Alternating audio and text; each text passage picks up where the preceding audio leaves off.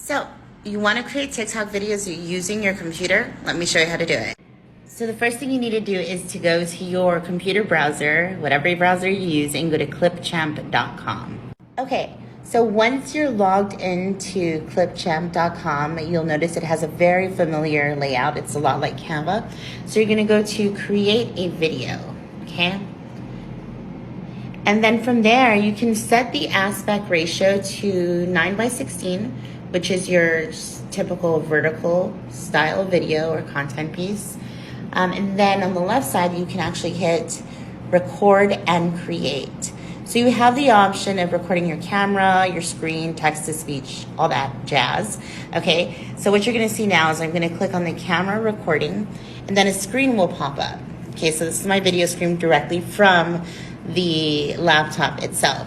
Now, what you want to remember is that because it's using the laptop camera, it's going to be like standardized to the 16:9, which is the wider format. So if you want a TikTok-y style video, you're probably going to want to scoot a little back so that the dimension can fit properly within that vertical video type.